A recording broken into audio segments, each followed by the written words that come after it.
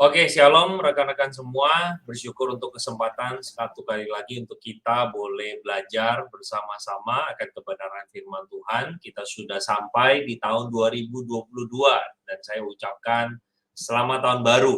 Biarlah dengan tahun yang baru kita juga punya semangat yang baru untuk mengenal Tuhan dan belajar lagi akan kebenaran firman Tuhan. Nah, saya mengajak kita untuk melihat, memperhatikan di dalam PowerPoint saya, kita akan belajar lagi, rekan-rekan, yaitu dari konsep doa yang Yesus ajarkan. Nah, mungkin teman-teman yang sudah ikut dari tahun yang lalu, kita sudah belajar di dalam Matius pasal 6, di mana kita belajar dari ayat 5 sampai yang ke-8, bagaimana doa yang tidak berkenan di hadapan Tuhan itu seperti apa. Nah, tetapi bagian ini saya maksudkan untuk melanjutkan perenungan kita di dalam Matius 7 ayat ke-7 sampai yang ke-11. Maka dari itu saya ajak kita untuk membaca bersama-sama, melihat di dalam layar kita, demikian bunyi firman Tuhan. Mintalah maka akan diberikan kepadamu, carilah maka kamu akan mendapat, ketoklah maka pintu akan dibukakan bagimu. Karena setiap orang yang meminta menerima, dan setiap orang yang mencari mendapat, dan setiap orang yang mengetok baginya pintu dibukakan. Adakah seorang daripadamu yang memberi batu kepada anaknya jika ia minta roti? Atau memberi ular jika ia meminta ikan?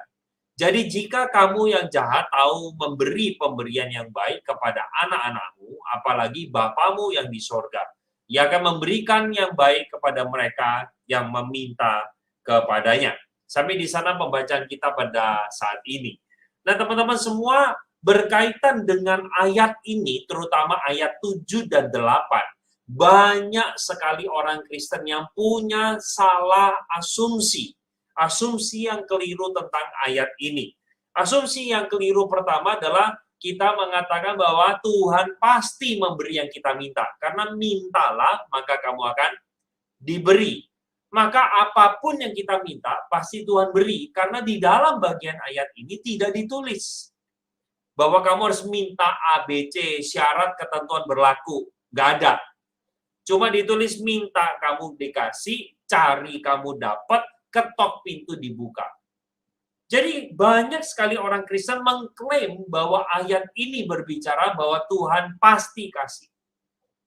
Nah, kalau Tuhan tidak memberi yang kita minta, nah biasanya ini asumsi yang keliru kedua adalah karena kita ini pasti kurang beriman. Jadi perhatikan ya, karena Tuhan pasti memberi, bila kita tidak menerimanya, itu salahnya kita. Nah, ini dua poin ini adalah kesalahpahaman atau kekeliruan orang Kristen memahami ayat ini. Maka bagaimana seharusnya kita memahami ayat ini? Mintalah, maka kamu akan diberi. Carilah, maka kamu akan mendapat. Ketoklah, maka pintu akan dibukakan bagimu. Nah, secara jujur saya harus katakan bahwa ayat ini tidak akan bisa dipisahkan dari ayat 9 sampai yang ke-11. Ayat 9 sampai 11 berbicara soal apa? Nanti kita akan ke sana. Tetapi coba kita sama-sama telusuri atau kita sama-sama bedah, bongkar pemikiran bahwa Tuhan pasti kasih apa yang kita minta. Ya, coba kita sama-sama bongkar. Kalau Tuhan pasti memberi, pasti ya. Perhatikan kata pasti yang saya kasih caps lock atau kapital. Kalau dia pasti memberi yang kita minta, maka kesalahan logika yang pertama adalah kita sedang mengatakan bahwa kita ini Tuhan. Ya, yang menjadi Tuhan itu adalah manusia, bukan Tuhan. Karena Tuhan harus memberi yang saya minta. Yang kedua adalah, konsekuensinya adalah permintaan manusia itu bisa bertabrakan dengan permintaan yang lain. Teman-teman pernah nggak sih gini, kalau andaikan kita Tuhan ya, kita apapun yang kita minta, bukan kita Tuhan, tapi apapun yang kita minta, Tuhan pasti kabulkan. Coba bayangkan hal ini. Petani petani A lah ya, minta turun hujan. Petani B minta tidak turun hujan. Kalau Tuhan pasti memberi yang kita minta. Gimana cara mengabulkan dua permintaan yang tolak belakang? Paham ya? Kalau Tuhan pasti memberi yang kita minta, maka sebenarnya permintaan kita itu bisa bertabrakan satu dengan yang lain. Dan yang ketiga adalah, kalau Tuhan pasti memberi yang kita minta, maka apakah mungkin hal itu terjadi? Misal contoh, kita yang tinggal di ibu kota, kita tahu kondisi itu jalanan macet. Terus kita berdoa, Tuhan tolong supaya nggak macet. Kalau Tuhan pasti kabulkan, apakah itu mungkin terjadi? Tuhan, karena ini macet, aku ingin bisa terbang kayak Iron Man atau Superman. Apakah pasti terkabul? Jawabannya enggak. Nah, ternyata permintaan-permintaan kita itu dibatasi oleh kondisi, oleh keadaan. Bahwa tidak selalu apa yang kita minta, Tuhan kasih. Tidak selalu ketika kita mencari, kita mendapatkan. Nah, kalau begitu, kita harus punya pemahaman seperti apa pada waktu kita berdoa. Maka dari itu, ayat 7 dan 8, bukan sedang melarang kita untuk kita tidak boleh minta. Kita boleh minta. Kita boleh banget minta. Tetapi permintaan kita tidak bisa dilepaskan dari ayat 9 sampai 11. Karena ayat 9 sampai 11 ini memberikan sebuah perspektif kepada kita bahwa ketika kita minta dan kita nggak terima, apa yang sebenarnya sedang terjadi. Nah, coba kita lihat sama-sama ayat 9 sampai 11 mengatakan apa?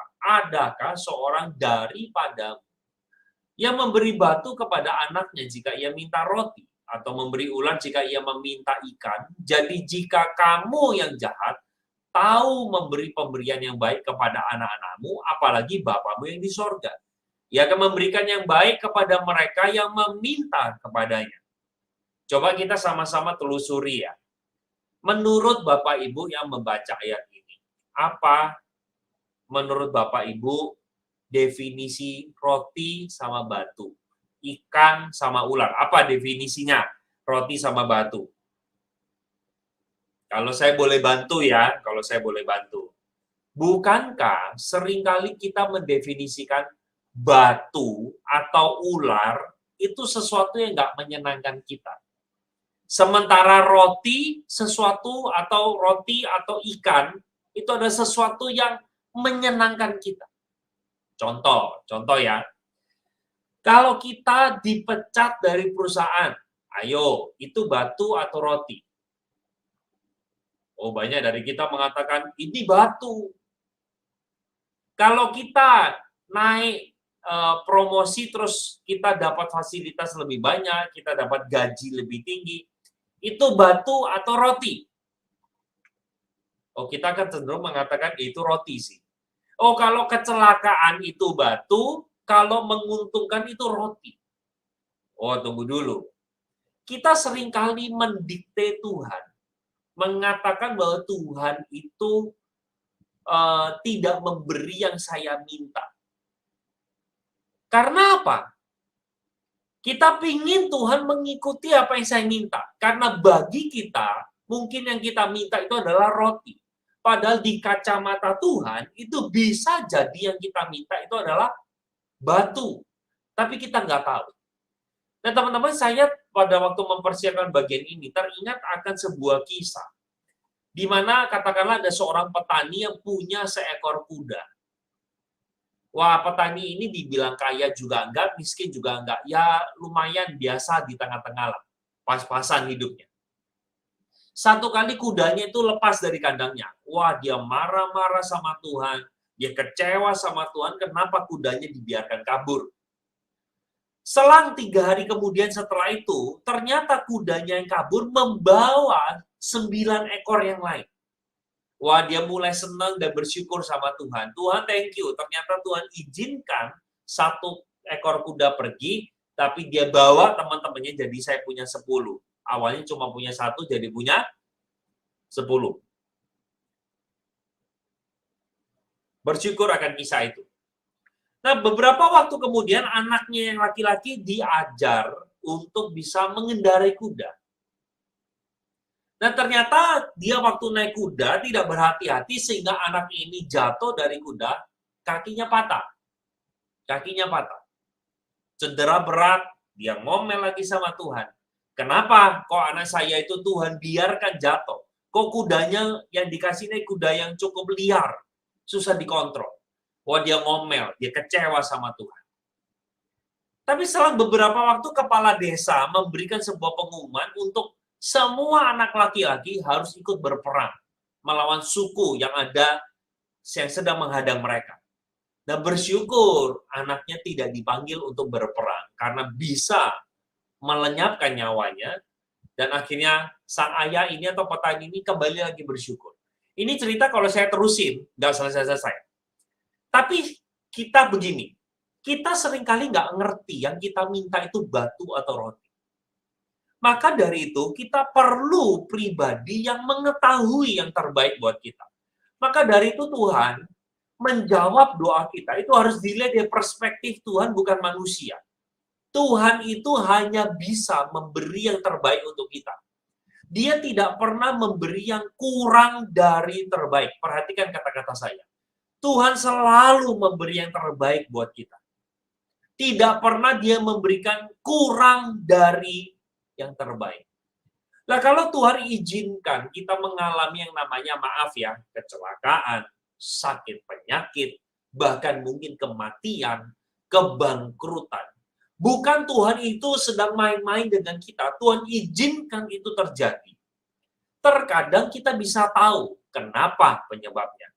Tapi banyak sekali akhirnya hanya tersimpan di dalam sebuah misteri saja.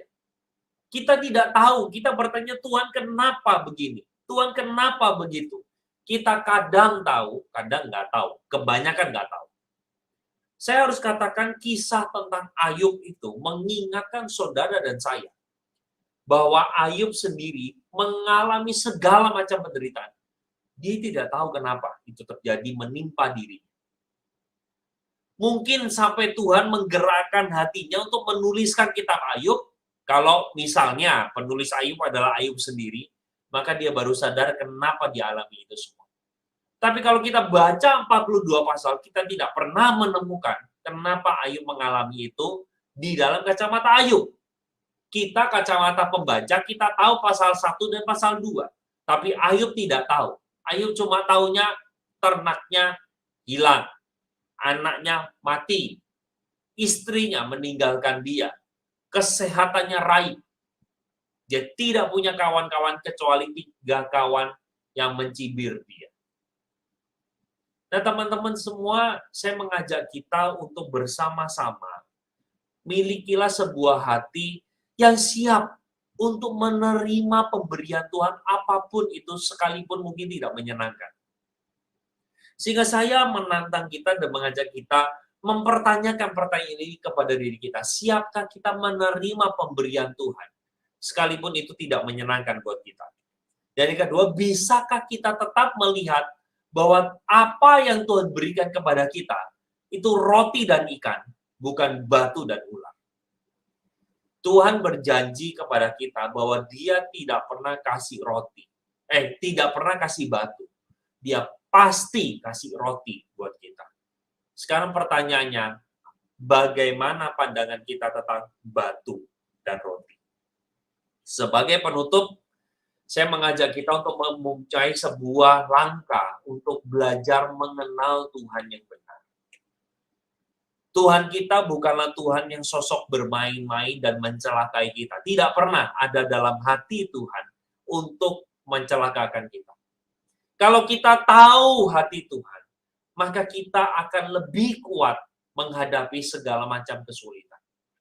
Yang kedua, belajar yuk kita terbuka sama tuntunan Tuhan, sekalipun mungkin tidak sesuai dengan apa yang kita inginkan. Kalau kita berani mengatakan bahwa jalanmu bukanlah jalanku, jalanmu di atas jalanku, dan jalanmu itu jauh lebih berhikmat daripada jalan yang kumiliki, maka yuk coba kita buka hati sama Tuhan. Mungkin Tuhan izinkan beberapa hal yang buruk terjadi. Ada sebuah maksud baik yang saat ini kita bisa lihat, atau mungkin di kemudian hari kita baru bisa lihat. Dan saya mengajak kita yang terakhir, yuk kita sekalipun tidak bisa melihat dia, ayo kita belajar percaya pada hatinya. Jalannya tidak terlihat, tapi percayalah hatinya, dan percayalah pada karyanya, yaitu salib. Di mana dia menunjukkan betapa berharganya saudara dan saya, dan betapa dia mengasihi setiap kita. Saya rindu rekan-rekan, di dalam Matius pasal 7 ayat 7 sampai 11 ini boleh menolong kita memahami sebuah perspektif tentang doa dan tentang Tuhan kita yang selalu memberi yang terbaik kepada kita, dan dia berjanji tidak pernah kasih batu dan kasih ular di dalam kehidupan kita. Sampai di sini, semoga materi ini boleh memberkati setiap kita.